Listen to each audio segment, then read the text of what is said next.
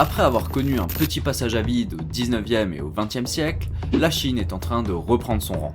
Inventeur du papier, de la poudre à canon ou encore de la boussole plusieurs siècles avant les Européens, elle est aujourd'hui incontournable dans de nombreux domaines, dont le secteur ô combien symbolique de l'automobile. Le tout en étant dirigé avec un style inégalable par le successeur des Fils du Ciel, Xi Jinping. Et pendant ce temps, les pays européens continuent joyeusement leur marche vers le déclassement, et la Grèce en est rendue à chouiner parce qu'aucun de leurs ressortissants n'a été pris dans la fine équipe des acteurs du dernier Nolan, qui a même trouvé bon de faire jouer le rôle d'Hélène de Troie par une actrice noire.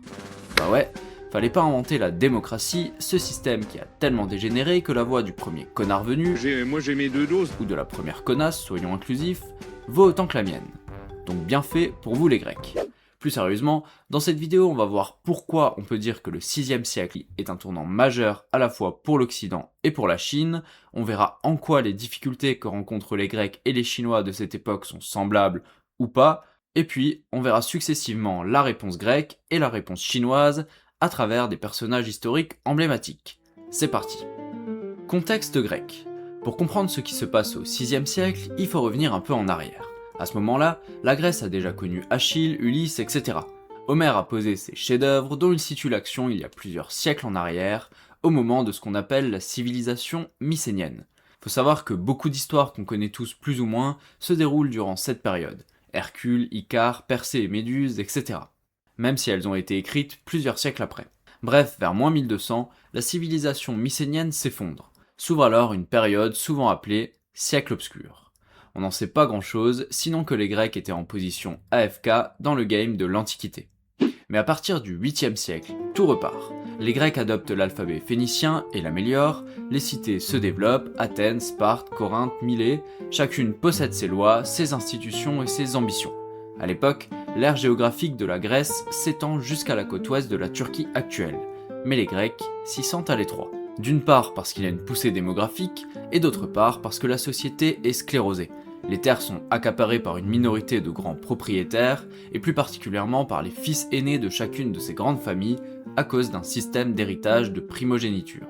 Le petit peuple grec, et les cadets de ces grandes familles donc, sont condamnés à vivre sans bien personnel, au service d'un clan. Sentant qu'ils ont autant d'avenir qu'un Français de base après 10 ans de macronisme, beaucoup de Grecs quittent leur cité et fondent des colonies tout autour de la Méditerranée. C'est comme ça qu'est fondée Marseille vers l'an 600 avant Jésus-Christ par les Grecs venant de Phocée. Et voilà pourquoi on peut dire que la France est une terre d'immigration depuis toujours. Oh shit, here we go again. Ou plutôt, devrais-je dire, voilà, vous savez maintenant dans quel contexte a lieu la fondation de Marseille, cette fondation dont on nous rabat les oreilles à longueur de temps pour nous délivrer le petit catéchisme convenu sur la diversité et nous expliquer que le thé à la menthe et la pâte à tartiner El Morgen, c'est super, au lieu d'en profiter pour nous parler plus en détail de la lourde Grèce par exemple. Enfin, et on est donc arrivé au moment de l'histoire qui nous intéresse, au terme de 2 siècles de colonisation, on voit apparaître 2 nouvelles classes sociales qui aspirent à prendre plus de pouvoir dans les cités, une nouvelle bourgeoisie urbaine et les hoplites. Les premiers se sont enrichis avec la colonisation et maintenant qu'ils sont bien installés, ils veulent aussi avoir leur mot à dire, classique. Et les seconds, qui sont des fantassins faisant partie d'une véritable classe moyenne et ayant conscience de fournir plus d'efforts pour les cités que les grands propriétaires, réclament aussi davantage de poids dans les décisions politiques. On ajoute à ça quelques problèmes dans le domaine de la justice, des soucis de pauvreté et de dette qui touchent le petit peuple, et à partir de là, ça ne peut que péter. On verra tout à l'heure ce qui va en sortir, tout à l'heure parce que c'est le moment de nous pencher sur la Chine maintenant. Contexte chinois. Pendant ce temps-là, en Chine donc, la situation est presque inverse. Alors que la Grèce renaît des siècles obscurs vers moins 800, la Chine entre dans des temps troubles. Pour rappel, le premier truc qu'il faut savoir quand on parle des Chinois, c'est que c'est le premier groupe humain à entrer dans l'histoire sans avoir été influencé par le développement ayant eu lieu autour du croissant fertile. Bref, se développent donc de l'autre côté de l'Himalaya de puissants royaumes. Et en moins 771, après plus de 2 siècles de domination, le royaume des Zhou, et plus précisément la dynastie des Zhou occidentaux, s'effondre. Entre vassaux rebelles, barbares au nord et concurrents au sud, le royaume ne peut que céder. On entre donc dans ce qu'on appelle la période des printemps et automnes, qui est une bien belle appellation pour désigner une période de chaos, un des moments les plus sombres de l'histoire de la Chine. On parle d'une période où des dizaines d'États rivalisent, la guerre devient presque permanente. C'est comme si les Chinois avaient commencé un énorme pogo qui allait durer 3 siècles et laisser pas mal de monde sur le carreau. Étonnamment, c'est précisément dans ce climat d'instabilité, vers le milieu de ce fameux 6e siècle avant notre ère, que vont naître les grandes philosophies chinoises qui jusqu'aujourd'hui façonnent les mentalités dans l'Empire du Milieu et dont on va dire quelques mots. Mais avant ça, entrons dans le vif du sujet avec la Grèce. La réponse grecque. Comme on le disait tout à l'heure, en Grèce, la situation ne peut que péter. On va se concentrer sur Athènes pour comprendre comment une petite cité déchirée par la violence va finir par inventer la démocratie. On va suivre le destin de 3 grands réformateurs, Dracon, Solon et Clisthène. Dracon. On a donc un petit groupe de nobles qui possèdent toutes les terres et en plus de ça, appliquent des règles orales, secrètes et totalement arbitraires. En fait, la justice n'existe pas, on applique la vendetta et des familles s'entretuent de génération en génération. Même pour les Grecs, l'ambiance est trop méditerranéenne. Ça me fait pas rire du tout. C'est pourquoi, en 621, il charge un législateur, Dracon, de rédiger les premières lois écrites de la cité et son code pénal va entrer dans l'histoire pour sa sévérité absolue. Si je caricature un peu, le moindre petit larcin, comme le vol d'une pomme par exemple, est puni de mort. Alors je ne dis pas que Dracon est un modèle dont il faudrait s'inspirer aujourd'hui, mais c'est ma marotte, je sais, je rappelle que nous payons tous les ans plus de 400 000 € pour la détention de Salah Abdeslam. Donc si on pouvait s'en inspirer juste un peu, toujours est-il que c'est de là que vient l'adjectif draconien. Ainsi, pour la première fois, la loi est gravée sur des stèles, visibles par tous. C'est un premier pas vers la justice, mais ça ne règle pas la profonde crise économique qui ronge la cité. Solon. Autre grand problème à Athènes, c'est que les paysans pauvres qui n'arrivent pas à payer leurs dettes sont transformés en esclaves par leurs créanciers. Là encore, il y a un risque pour que ça dégénère en guerre civile. Cette fois, Athènes fait appel à un homme sage. On est en 594 et il s'agit de Solon.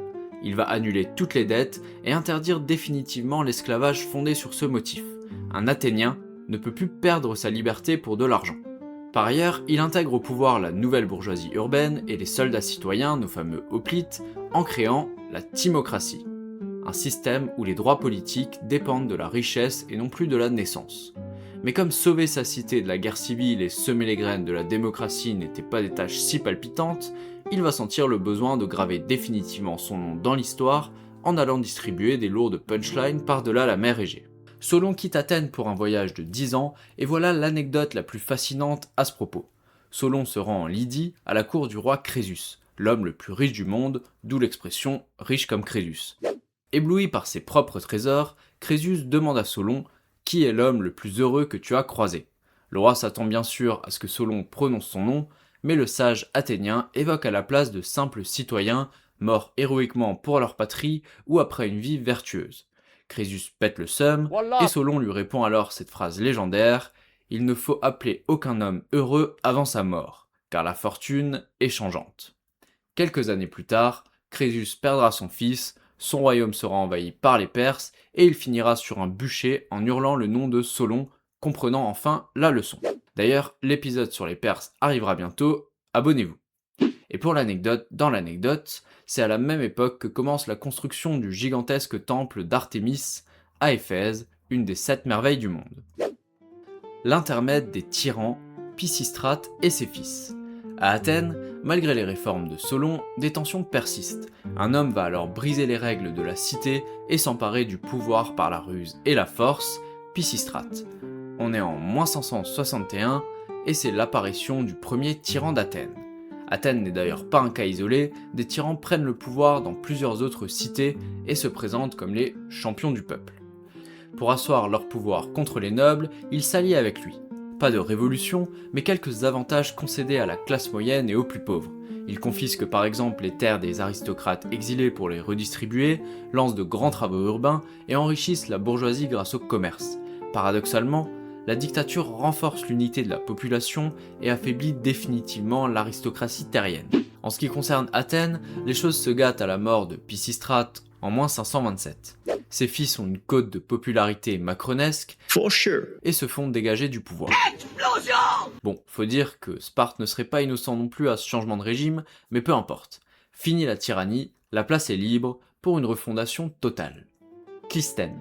On se retrouve alors en 508 avant notre ère, un homme nommé Clisthène comprend qu'il faut un système radicalement nouveau pour empêcher le retour des tyrans et des privilèges. Il instaure l'isonomie, l'égalité absolue de tous les citoyens devant la loi.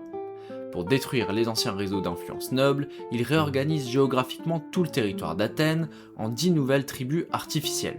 Chaque tribu mélange obligatoirement des bourgeois, des marins et des paysans, et tout ce beau monde doit débattre, voter et combattre ensemble au sein d'une même tribu. De plus, Clisthène confie le pouvoir décisionnel à une assemblée du peuple, l'Ecclésia, et donne une place au tirage au sort pour préparer les lois. Enfin, pour se protéger définitivement des dictateurs, il invente l'ostracisme. Do me a favor, please. Get out of here. Get out of here. Une fois par an, les citoyens peuvent voter pour bannir de la cité pendant 10 ans un homme jugé trop puissant ou dangereux. La naissance de la trajectoire occidentale. Voilà comment, en un peu plus d'1 siècle, Athènes a fait un immense bond vers la démocratie. Dracon a écrit les lois, Solon a libéré les esclaves, les tyrans ont affaibli les nobles, et Clisthène a uni le peuple, enfin les citoyens, sous une seule et même égalité. Faut savoir aussi qu'Athènes n'est pas la seule cité grecque à connaître des transformations pareilles, et même pas la première d'ailleurs. C'est juste que c'est elle qui fournira le modèle le plus abouti de la démocratie. Bref, il existe un échantillon de cités aux nuances infinies, et complètement à l'opposé d'Athènes, à l'autre bout du spectre, on trouve Sparte, qui ne s'est pas ouvert à la démocratie et qui n'a même pas connu le régime des tyrans. On en reparlera peut-être sur la chaîne. En attendant, et pour finir sur la Grèce et ce fameux 6e siècle si important, je voulais encore vous dire que c'est à cette époque qu'ont vu le jour 2 types qui ont fait suer les plus limités intellectuellement d'entre nous pendant leurs années dans cette jungle qu'on appelle le collège, je veux parler de Thalès et Pythagore. Philosophes avant l'heure, Socrate et compagnie arriveront un peu plus tard, mais surtout scientifiques, le 6e siècle grec, au-delà des mutations politiques, invente aussi une nouvelle façon de comprendre l'univers. Donc oui, la miniature était peut-être un peu provocante, parce que les Grecs, c'est pas rien. Mais la Chine non plus. Et justement, en fait j'ai pas le temps de vous en parler aujourd'hui, sinon la vidéo serait trop longue et le montage trop fastidieux. Je pensais pouvoir tout caser en une vidéo, mais comme d'habitude, je ne sais pas doser. Désolé.